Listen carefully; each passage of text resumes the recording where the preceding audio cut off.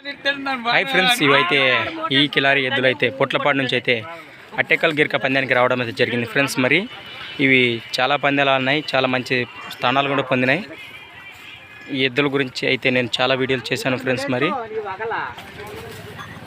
ఎద్దులు అయితే మంచి సైజులు కనిపిస్తున్నాయి, చాలా హుషారుగా ఉన్నాయి కూడా.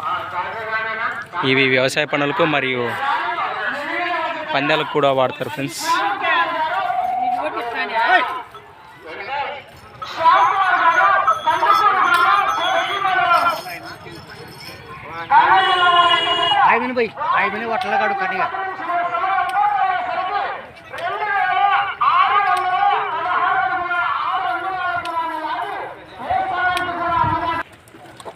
పుట్లపాడు కిలారి బుల్స్.